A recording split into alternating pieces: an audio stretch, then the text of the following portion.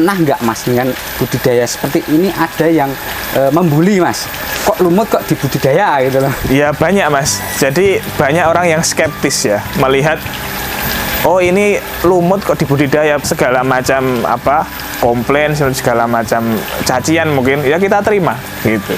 Jadi lumut ini bisa kita formula menjadi premix untuk pakan ternak. Nah, premix kan saat ini komposisinya ada mineral, ada vitamin, yang tentu nilai dari yang vitamin mineral tadi itu bukan vitamin mineral alami.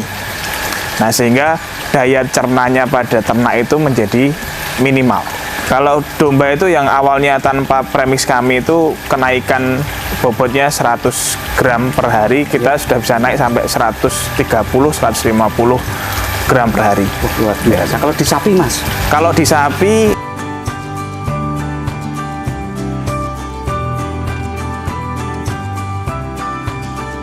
nah ini teman-teman, kita udah sampai kolamnya. Ini kolamnya lumut luar biasa, ini besar sekali teman-teman. Nah, kita udah berjumpa dengan seorang anak muda yang luar biasa. Nuwun, assalamualaikum Mas Yusron. Waalaikumsalam Mas. Selamat datang di kolam. Lama tidak jumpa ini. Ya baru pertama. Ya, izin memperkenalkan diri, nama saya Muhammad Yusron, bisa dipanggil Mas Yusron gitu ya. Kebetulan di sini kita ada di Sidowayah, Desa Sidowayah, Kecamatan Purwoharjo, Klaten. Nah, di sini adalah lokasi untuk budidaya lumut. Lumut ya Mas? Ya, lumut. Kok besar banget masih luas nih. Luasnya berapa ini Mas? Kalau kurang lebih di sini ada 2000 meter persegi. Tapi itu ya dibagi untuk kolam, untuk lain-lain gitu ya. Kalau boleh tahu awalnya itu berapa kolam Mas dengan budidaya ini? Kalau kita bilang budidaya lumut itu awal mula hanya 1 liter. 1 liter? Ya, bisa dibayangkan ya. Awal mula kita hanya punya 1 liter, kemudian saat ini kita sudah punya lebih dari 1 juta liter. Wah, luar biasa. Dan pegawainya di sini berapa Mas sekarang Mas? Kalau di budidaya ini hanya sedikit Mas, karena kita pakai teknologi, jadi pegawai hanya 6 orang. Nah, di sini kan kemarin saya lihat bisa untuk sebagai bahan untuk pakan ternak Mas nih. Betul. Domba, betul. Juga sapi Mas. Mungkin bisa ceritakan dari kandungannya dan keunggulannya apa Mas, monggo. Ya, jadi lumut ini bukan sembarang lumut. Wow. Kita menyebutnya lumut super. Super ajaib. Ya, lumut ajaib ya. Kenapa? Karena lumut ini betul-betul diambil dari alam, kemudian diuji secara laboratorium itu mengandung protein tertinggi itu sampai 70%. Wah, luar biasa. Ya, sampai 70%. Padahal protein pada telur ayam aja tidak sampai segitu, gitu ya. Nah, kemudian dari selain pada protein tadi itu ada namanya klorofil, ada namanya vitamin dan mineral yang alami. Nah, ini kenapa penting? Ini akan dimanfaatkan untuk revolusi ternak. Ternak kan sekarang trennya mengurangi hijauan, kemudian ada premix, ada konsentrat dan lain sebagainya. Iya, betul. Nah, karena mengurangi hijauan, dampaknya pada ternak itu yang memakan daun mengandung antioksidan jadi turun. Nah, makanya kita sediakan satu nutrisi tambahan yang mengandung antioksidan sebagai pengganti hijauan atau menambah konsentrasi hijauan gitu. Jenengan kok bisa ahli ini? Dulu kuliah atau enggak Mas ini? Kebetulan saya kuliah. Ya, bidang saya hampir 10 tahun di bidang lumut ini. Berarti setelah lulus langsung bekerja? Saya setelah lulus langsung cari tempat untuk saya bisa mengekspresikan kepala saya, ya. Keinginan saya untuk mengembangkan supaya lumut ini menjadi satu industri begitu. Nah, tadi sedikit saya menyinggung. Tadi kan saya menyebut dari tadi lumut-lumut ya. Iya. Itu supaya saya mempermudah mengenalkan bahan ini ya. Iya. Secara alamiah orang sekitar sini taunya lumut. Iya. Tapi saya biasanya menyebutnya lumut super. Tapi secara bahasa ilmiahnya apa Mas? Ini namanya mikroalga. Wow, keren Mas. Ya, namanya mikroalga atau gampangnya disebut alga gitu ya. Karena kok sebutnya mikroalga karena hanya bisa dilihat di mikroskop.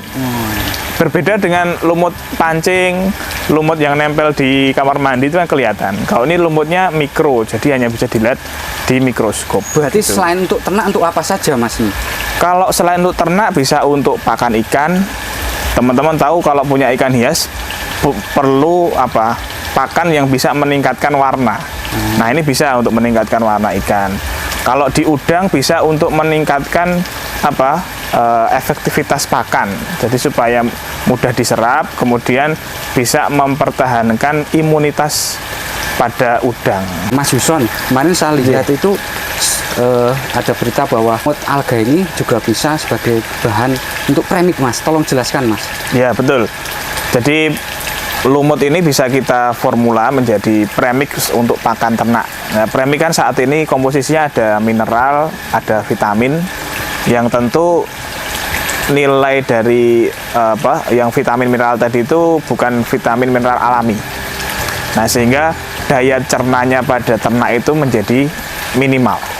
Nah, kemudian kita punya inisiatif inovasi supaya memasukkan semacam mineral dan vitamin tapi alami, ditambah antioksidan. Maka kita ada produk namanya Alga Fat. Itu satu bubuk dari alga itu bisa digunakan untuk ditambahkan ke premix untuk ternak. Sehingga yang tadinya bahan alami itu lebih mudah diserap oleh ternak tadi. Begitu. Berarti ini cocok sekali bagi teman-teman para peternak yang membuat premix sendiri ya, Mas? Betul. Maka kami sangat terbuka bagi para insan peternak di Indonesia yang ingin bekerja sama atau ingin menggunakan produk kami di pakan masing-masing, karena kan setiap peternak itu punya kreativitas masing-masing. Iya, nah, kalau data menunjukkan luar biasa. Jadi data untuk pakan ya, premix yang dicampur dengan alga kemudian digunakan untuk ransum itu bisa menaikkan bobot ternak. Kira-kira berapa, Mas? Kalau kita uji coba pada domba ya. Domba sudah Mas. Kalau sudah. Domba ada. Oh, luar biasa. Berapa, Mas? Monggo. Kalau domba itu yang awalnya tanpa premix kami itu kenaikan bobotnya 100 gram per hari, kita sudah bisa naik sampai 130-150 gram per hari. Oh, luar biasa. Kalau di sapi, Mas? Kalau di sapi umumnya sapi itu kan 0,8 kilo per hari. Kita bisa naikkan sampai paling tinggi itu 1,2 kilo per hari. Begitu. Asal persyaratannya apa? Harus konsisten. Jadi bahan ini bahan alami diberikan pada ternak dan diberikan dengan dosis yang minimum boleh asal konsisten. Begitu. Oh, berarti ini nanti bagi teman-teman yang menginginkan nanti kalau sowan ke tempat jenengan belajar boleh toh, Mas? Silakan. Jadi kebetulan di tempat kami ini akan menjadi science corner. Wow, jadi science corner itu bagi teman-teman yang tertarik. Science corner itu alga ini kita mau bikin semacam eduwisata. Oh, eduwisata. Nah, wisata alga kita sambil mengenalkan bahwa alga ini ada yang untuk pakan, ada yang untuk makanan, bisa dipilah-pilah. Nah, nanti di bagian pakan ada science corner, kita bisa melihat bentuk sel alga itu seperti apa. Kita bisa melihat bakteri pada perut hewan itu seperti apa. Nah, kalau bakteri tadi dikasih makan alga, itu reaksinya gimana? Nah, ternyata kalau kita memasukkan alga, hewan itu memakan alga, itu bakteri pada rumennya, pencernaan itu aktif luar biasa. Sehingga pencernaannya itu menjadi efektif. Dampaknya apa? Kotorannya itu tidak bau. Nah, itu. Kalau untuk manusia, Mas, apa, Mas? Tolong jelaskan, Mas. Kalau untuk manusia saat ini spirulina dikenal sebagai makanan astronot. Wah. Nah, nah ini sejak tahun 70-an itu di Amerika kan punya lembaga antariksa ya, namanya NASA, itu telah menggunakan spirulina untuk bekal para astronot di luar angkasa. Nah, itu yang satu pil itu bandingannya apa, Mas? Nah, yang satu pil atau satu kapsul kita biasanya menyebutnya setara dengan 1 kilo sayur dan buah. Wah. Itu dari 2 gram dari 2 kapsul, atau 1 gram setara dengan 2 kapsul, itu setara dengan 1 kilo sayur dan buah. Gitu. Irit bawa bekalnya berarti. Nah, gitu. Sama sebetulnya dampaknya bagi tubuh sangat baik. Jadi orang yang keluar angkasa itu sering stres. Kan jauh dari anak istri. Iya, betul, ya kan? Kemudian kalau sudah stres, tubuh itu mengalami yang namanya kerusakan sel. banyak sel-sel yang mati, kemudian muncullah penyakit-penyakit dan lain sebagainya. Nah, dengan membawa kapsul ajaib ini, itu bisa menjadi obat. Wah, Jadi luar biasa. obat terbaik untuk manusia itu bukan obat yang ada di toko obat, tetapi Gimana? adalah makanan yang sehat. Jadi makan makanan yang sehat itu menjadi obat gitu. Berarti ini memang multifungsi ya Mas? Iya, memang multifungsi dari manusia sampai hewan, sampai tanaman, sampai tanah gitu. Tapi bagi saya kan, saya masih awam. Ini baru pertama kali jujur Mas, saya bisa lihat budidaya kok gila gini. Lumut kok dibudidaya, kok laku gitu Mas. Ya, ini bagian dari tantangan. Jadi kalau kita bicara ilmu pengetahuan itu sangat luas. Kalau kita bicara produk itu banyak macamnya. Tapi kita sebagai satu inovator itu harus menemukan dari ketidakmungkinan menjadi mungkin. Nah, gini Mas, saya tanya lebih dalam lagi. Pernah nggak Mas dengan budidaya seperti ini ada yang membuli Mas? Kok lumut kok dibudidaya gitu loh? Ya banyak Mas. Jadi banyak orang yang skeptis ya melihat, oh ini lumut kok dibudidaya. Padahal pernah ada suatu ketika orang datang ke sini itu mau beli lumut untuk mancing. Karena dikira lumutnya itu kalau untuk mancing lebih top daripada lumut yang biasanya. Tapi kemudian saya jelaskan bahwa di sini bentuk lumutnya nggak kelihatan Pak. Gitu. Oh ya sudah, nggak jadi. Kemudian kalau soal membuli, banyak orang yang membuli, tapi pada akhirnya orang yang membuli tadi menjadi wahana kita untuk mengedukasi. Pada akhirnya mereka juga sepakat dan malah jadi tahu begitu, malah terus pakai gitu. Dan memberi semangat jenengan ya, untuk Betul. semakin bisa membesarkan Betul. usaha ini ya Mas. Betul, seperti itu. Luar Jadi biasa. kita segala macam komplain, segala macam cacian mungkin ya kita terima gitu. Nah, kalau untuk sistem pemasarannya piye Mas? Coba jelaskan Mas. Sistem pemasaran kita ya pakai model yang biasa. Jadi kita kan kalau main di ternak harus main di komunitas, main di personal para peternak. Ya kita sedikit-sedikit masuk ke sana melalui canvassing ya. Namanya canvassing door to door, kita tawarkan. Biasanya kita tawarkan ke kelompok-kelompok yang kita sudah kenal ya. Karena peternak itu maunya ada bukti dulu baru membeli. Ya kita silahkan, ya kan? Kita silahkan untuk mencoba dulu, dicoba, dihitung-hitung. Oh ternyata murah, oh ternyata bisa ngurangi porsi premik yang sebelumnya. Itu kan nanti itu bisa by diskusi seperti Mungkin itu. sedikit menjelaskan bagaimana proses mengolah lumut ini. Dikit Ya. aja Mas. Jadi kalau lumut ini kita kelola itu kita pakai musim ya. Jadi satu musim atau satu siklus itu 4 bulan. Jadi kita punya kolam besar, satu kolam isinya 30.000 liter, ada yang 50.000 liter, ada yang 150.000 liter, ada yang 300.000 liter. Nah, mau milih yang mana? Nah, kemudian itu kita masukkan bibitnya, bibit lumut yang spesial. Spesial itu yang gemuk-gemuk. Bibit lumut yang gemuk-gemuk, hijaunya hijau tua, panjang-panjang ya. Nah, kemudian itu nanti kita beri pakan. Nah, pakannya itu pakan yang food grade. Dikasih pakan, nanti akan kemudian dipanen per 4 hari sekali. Ya, luar biasa kan? Berarti panennya udah 4 hari 4 sekali. hari sekali. Jadi selama 4 bulan itu di dalam satu kolam dipanen per 4 hari sekali. Jadi selama 4 bulan itu bisa panen 30 kali. Ah, gini Mas. Gitu. Itu gambaran aja. Bisa per kilonya berapa Mas? Tapi gambaran aja, pasaran itu berapa gitu loh. Ya, kalau per kilo itu bervariasi. Kita ada yang 250.000 per kilo, Iya. ada yang 300.000 per kilo, tergantung Nah, spesifikasinya. kalau di sini berapa? Bisa manen berapa kilo Mas? Atau berapa ton di tempat ini Mas? Kalau di kami ini total satu area 2000 meter persegi itu bisa panen minim ya 200 kilo minimal. Wah, suge banget 200 kilo kalikan. Ya. Wah, emang lumut loh, meng. Seperti Tapi luar itu. biasa ini dengan sebagai inspirasi, terutama ini bisa membuka wawasan untuk anak muda ya, untuk bisa berwirausaha. Mungkin ada motivasi buat teman-teman pemuda yang mau pengen sekali juga untuk budidaya lumut ini, alga ini Mas. Monggo. Ya, kalau kita bicara potensi inovasi sangat besar. Tapi di balik potensi inovasi yang tentu ada tantangan. Nah, saat ini kami tuh pengen mengajak insan muda untuk tahu mikroalga ini sebanyak mungkin. Karena kita ini mengembangkan lumut karena ketinggalan dengan negara-negara lain.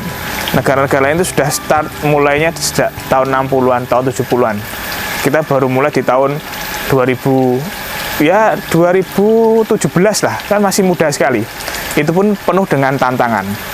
Nah, bagi teman-teman yang bidangnya macam-macam, bisa menggunakan alga ini, bisa untuk makanan, campuran makanan ya, minuman, bisa untuk ternak, bisa untuk udang dan lain sebagainya. Ini terbuka peluangnya. Tinggal bagaimana teman-teman bisa mengambil resiko. Nah, kelemahan kita ini kan selalu ingin zona nyaman. Betul. Ya kan? Padahal di Singapura kalau nggak salah, atau di China itu, kalau saya kenal orang Cina, mereka sangat struggle. Mereka itu orang-orang pejuang yang mengambil resiko sedemikian rupa. Sehingga dari 1.000 orang itu, mesti ada 10-15 orang itu menjadi pengusaha. Nah, kalau di Indonesia per 1.000 tuh kayaknya hanya sekitar 0,0 sekian persen yang jadi pengusaha.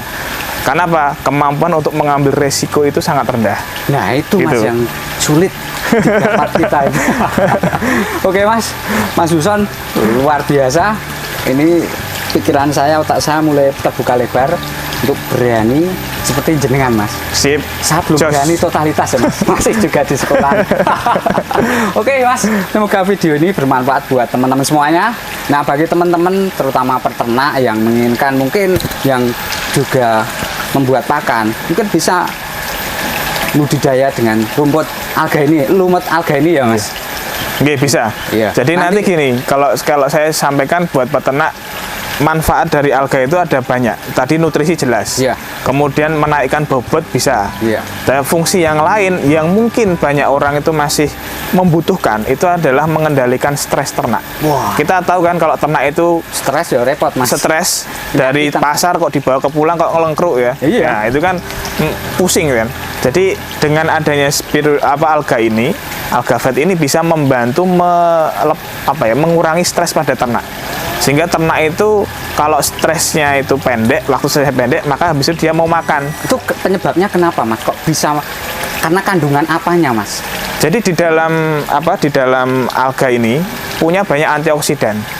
Ya, antioksidan itu bisa memacu hormon di dalam ternak tadi. Hormon-hormon stres itu bisa ditekan, diturunkan.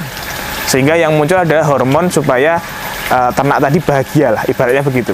Karena tahu sendiri, ternak dari kandang yang sudah enak dipindah ke tempat lain kan tentu dia kaget. Iya. Kok tiba-tiba saya diusir gitu ya. Di perjalanan kan terjadi seperti itu. Sehingga ini bisa diaplikasikan nanti dalam bentuk minuman, dalam bentuk ransum, terserah. Tapi itu manfaatnya di situ. Jadi kalau di ternak itu, kalau ternak stres kan bisa mati ya. Iya. Namanya mortalitas. Nah, cerdas. Karena tadi stresnya sudah bisa dikendalikan, maka tingkat mortalitas bisa diminimalisir. Nah, begitu Mas. Oke, terima kasih. Nanti teman-teman yang ingin belajar langsung saja. Nanti ini kalau nggak ditutup bisa sampai besok sore. Mas Huson ini luar biasa dalam public speakingnya. Oke, terima kasih teman-teman yang sudah nonton video ini, Cap Farming ini. Semoga video ini bermanfaat dan menginspirasi bagi anak-anak muda Indonesia dan juga bagi peternak pemula dan juga senior. Jangan lupa ya untuk di like, subscribe, dan komen di channel Cap Farming. Semoga channel ini selalu menginspirasi bagi banyak orang. Terima kasih, salam seduluran sak lawase. Matur nuwun.